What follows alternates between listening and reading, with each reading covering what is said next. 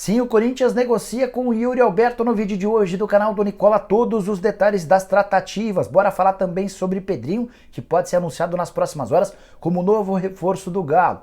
Já Ferreirinha, atacante do Grêmio, interessa ao Flamengo para o lugar de Bruno Henrique. No vídeo falo também sobre Gustavo Gomes. Há alguma chance do paraguaio se naturalizar brasileiro para jogar pelo Palmeiras sem ocupar a vaga de estrangeiro?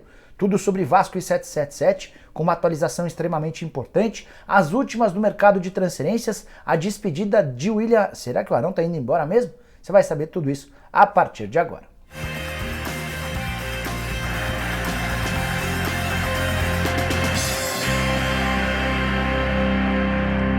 Fala aí pessoal, sou Jorge Nicola, bem-vindos a mais um vídeo do canal. Ótima quarta-feira para todos e sem perder tempo. Só queria dividir um recado importante antes da gente começar com as informações.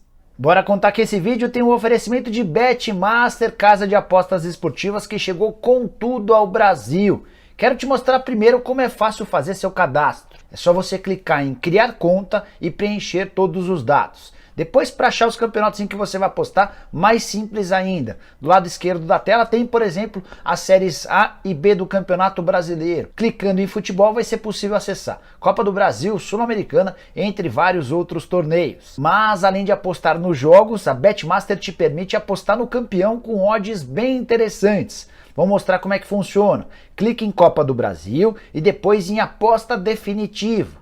Você vai ver que já vão aparecer os 16 times que seguem vivos na disputa da Copa do Brasil.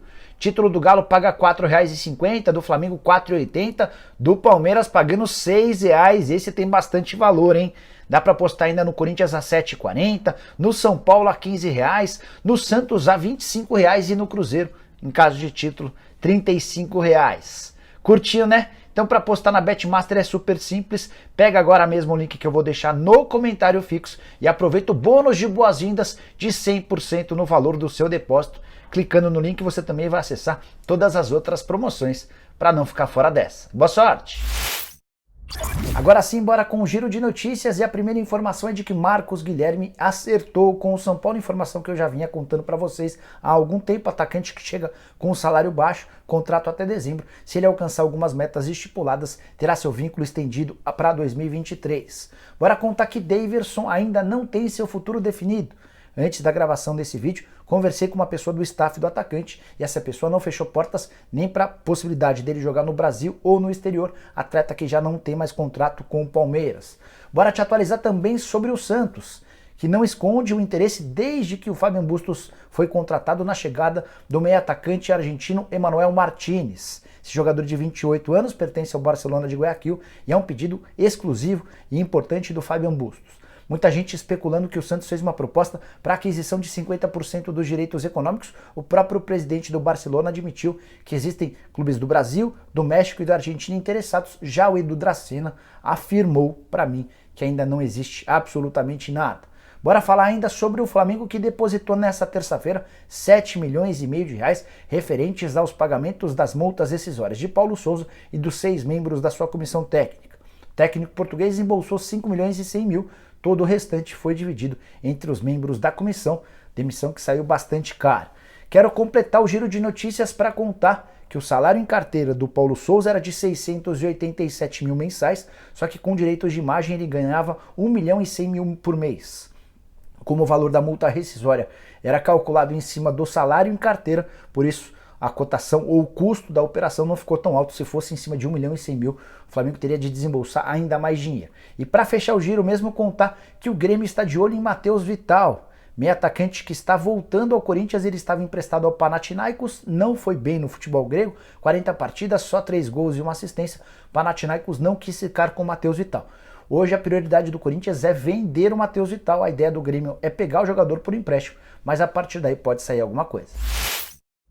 Bora começar a te atualizar sobre o mercado. Recentemente, durante um programa do Nicola, um de vocês perguntou se o Gustavo Gomes poderia ser naturalizado brasileiro. Havia uma especulação de que o paraguaio se tornaria atleta brasileiro, dupla nacionalidade, para não ocupar a vaga de estrangeiro. Você sabe que o Palmeiras, depois das chegadas do Merentiel e do Flaco Lopes, passou a ter 6 gringos. E a legislação no Brasil só permite que cada clube leve 5 jogadores para campo ou para o banco de reservas. Pois bem, fui checar essa história com o dirigente do Palmeiras e a resposta que veio é que é impossível que o Gustavo Gomes se naturalize. Isso porque no Paraguai a dupla cidadania não é permitida. Dessa maneira, para virar brasileiro como cidadão, ele precisaria renunciar à cidadania paraguaia, o que o impediria, por exemplo, de jogar pela seleção do seu país, completamente fora de cogitação. Dessa maneira, o Gomes segue paraguaio e o Palmeiras vai precisar fazer um rodízio entre os atletas gringos a partir de 18 de julho, quando o Merentiel e o Flaco Lopes serão inscritos. E só para completar sobre esse assunto, na China não é permitida a dupla nacionalidade. Vários brasileiros que se converteram, que viraram chineses para jogar pela seleção nacional, precisaram abrir mão do passaporte brasileiro. E o Ricardo Goulart, por exemplo, que está jogando no Santos, tem atuado como estrangeiro, como um chinês. Ainda não houve, por parte do Goulart, a desistência da cidadania chinesa para que ele volte a ser só brasileiro. Informação importante para o torcedor do Flamengo que não gosta de William Arão: o Fenerbahçe aumentou a proposta para levar o volante de 30 anos de idade. A primeira oferta de 3 milhões de euros ou algo na casa dos 16 milhões de reais foi recusada. Mas, a pedido de Jorge Jesus, o Fenerbahçe melhorou essa oferta e a partir de agora as partes tentam chegar a um acordo. O William Arão já aceitou a proposta salarial para se mudar para a Turquia. Ele que perdeu espaço desde a chegada de Dorival Júnior tem atuado como reserva. O Flamengo avalia como positiva a saída do Arão, não só pela possibilidade de entrada de dinheiro, mas também pela economia com os salários. Há um desgaste lógico, natural do jogador, especialmente com torcedores e também com alguns dirigentes. Se essa proposta do Fenerbahçe se aproximar dos 20 milhões de reais, o martelo pode ser batido ainda nessa semana. E só para completar ainda sobre o Flamengo, muita gente me perguntando se o Wendel, volante revelado no Fluminense e atualmente no Zenit, poderia pintar como reforço do Fla para o lugar de William Arão. Antes de gravar esse vídeo, conversei com uma pessoa do Conselhinho de Futebol do Fla e essa pessoa assegurou que até esse momento o Wendel não faz parte dos planos. Bora com atualizações sobre Vasco e 777 Partners. A última etapa para a compra da empresa americana em relação ao Vasco foi cumprida nesta terça-feira. Depois de longos 4 meses, a due diligence, que é uma grande investigação feita pelos americanos em relação ao Vasco, foi concluída. Os caras da 777 apresentaram a proposta oficial ao Vasco. Essa proposta agora vai para a comissão especial do Vasco, que vai ter um prazo de 25 dias para dar seu parecer. Estando tudo ok, essa proposta vai para aprovação do Conselho Deliberativo, são 5 dias para a convocação do Conselho Deliberativo e mais 10 dias para a convocação da Assembleia Geral Extraordinária, que vai contar com a votação dos sócios. Tudo se encaminha para que a SAF seja aprovada, para que o Vasco se torne uma sociedade anônima do futebol da 777. A proposta é de 700 milhões de reais por 70% das ações da SAF, ainda com a promessa de mais 700 ou até 700 milhões de dívidas sendo pagas pelo grupo americano. Outra coisa importante para você saber: estando tudo ok, a ideia é que a votação na Assembleia Geral de Sócios aconteça na segunda quinzena do mês de julho. Aprovada, automaticamente a 777 já é obrigada a injetar 120 milhões de reais no clube. E essa grana vai ser utilizada para a contratação de reforços, com a ideia de melhorar o time na Série B para garantir o retorno à primeira divisão. Quero falar sobre Pedrinho, mais perto de virar jogador do Atlético Mineiro. Eu fui o primeiro a contar para vocês algumas semanas atrás sobre o interesse do Galo. Rodrigo Caetano é o principal entusiasta da ideia. Ele entende que o Pedrinho poderia ter um papel extremamente importante dentro do Atlético Mineiro. Nessa terça-feira, durante o programa do Nicola, entrei em contato com o Will Dantas por telefone e fui tentando arrancar o máximo de informações possíveis do empresário representante legal do Pedrinho. O Will afirmou que o Atlético hoje é favorito para ficar com o Pedrinho. As conversas estão bem avançadas no Brasil, não existe outra alternativa que não um acordo com o Galo. Por que o anúncio não foi feito ainda? Porque nas últimas horas surgiu lá na Ucrânia uma proposta de um clube francês que está disposto a pagar 18 milhões de euros para a contratação em definitivo do atleta. O Shakhtar recusou essa primeira oferta porque o pagamento estava previsto em várias parcelas. O Shakhtar prefere vender o jogador do que o emprestar, mas quer esse pagamento à vista. Então, a menos que o clube francês melhore a condição de negócio, a tendência é que o acordo seja fechado com o Atlético Mineiro, que se dispôs a pegar o jogador por empréstimo de uma temporada, bancando 100% dos salários. É importante lembrar que o vínculo do Pedrinho com o Shakhtar está suspenso por uma orientação da FIFA. Até por isso o Pedrinho não recebe há 4 meses. Esse empréstimo que está sendo combinado entre o Atlético e o Shakhtar não prevê obrigação de compra. É um empréstimo com opção de compra. Vai caber ao Atlético, depois do período de um ano, avaliar se vale a pena ou não contratá-lo. Pedrinho que está mantendo a forma física em Maceió, se de fato tiver o ok do Shakhtar para se mudar para o Atlético. Isso pode acontecer assim que tiver tudo regularizado. Ele embarca para Belo Horizonte e começa a treinar, podendo jogar a partir de 18 de julho. Só uma última informação super importante. Também de acordo com o Will Dantas, a gente pode ter novidades ainda nessa quarta-feira. Decisão sobre esse caso parece bem perto do fim. Bora falar agora sobre a possibilidade de Ferreirinha, atacante do Grêmio, virar reforço do Flamengo. De acordo com o repórter Júlio Miguel Neto, Ferreira foi escolhido pelos dirigentes rubro-negros para ser o substituto de Bruno Henrique. Você sabe que o atacante só volta em 10 a 12 meses graças a uma lesão extremamente grave no joelho direito. Ferreirinha não vive uma fase das melhores no Grêmio, várias contusões, problemas para a renovação do contrato, recentemente houve a extensão do vínculo. Novo contrato prevê uma multa rescisória de 13 milhões de euros e salários na casa dos 500 mil reais mensais. Ainda assim, as coisas não andam bem, não é um casamento perfeito entre clube e jogador. Se de fato o Flamengo levar adiante essa história e fizer uma proposta oficial ao Grêmio, pode haver negócio por cifras inclusive inferiores aos 13 milhões de euros.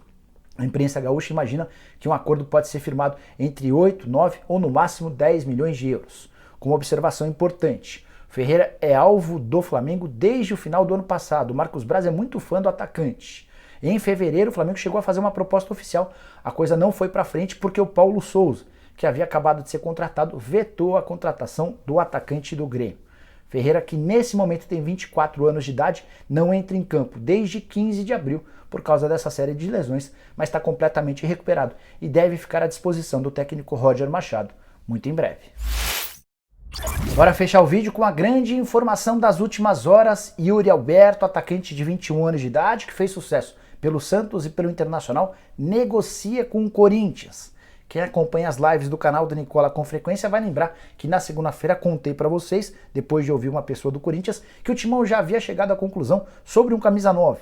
Pessoa com quem eu conversei não quis dar pista nenhuma, se era brasileiro, se era estrangeiro, mas nessa terça-feira, em meio aos boatos de que o Yuri Alberto era o alvo, fui perguntar para essa pessoa e a pessoa admitiu que de fato o Yuri é o grande nome, é o camisa 9 pensado pelo Vitor Pereira com a aprovação da comissão técnica e com a aprovação da diretoria.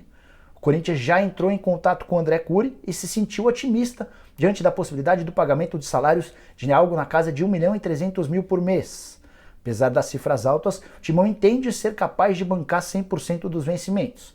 Em relação ao acordo com o Zenit, é aí que o bicho vai pegar. Isso porque o clube russo já foi avisado de que o Yuri Alberto não quer voltar para lá. Mas para o Zenit talvez seja mais negócio vendê-lo em definitivo para algum clube europeu do que emprestar a custo zero para o Corinthians. Detalhe importante, o Internacional já negocia há alguns dias a contratação do Yuri Alberto no mesmo modelo, empréstimo gratuito, com o clube gaúcho assumindo 100% dos vencimentos. O Corinthians está claramente tentando dar um chapéu no seu rival. E essa relação que já não havia ficado muito boa, com o fim das tratativas pelo Bruno Mendes, vai ficar ainda pior com a informação de que o Corinthians de fato tem a intenção de contratá-lo. O Inter tem algumas coisas a seu favor. O Yuri Alberto foi atleta do Internacional e o Zenit ainda deve cerca de 9 milhões de euros, dos 18 milhões de euros a que tem direito o Inter. Então, eventualmente, até poderia ter um abatimento, alguma coisa nesse sentido.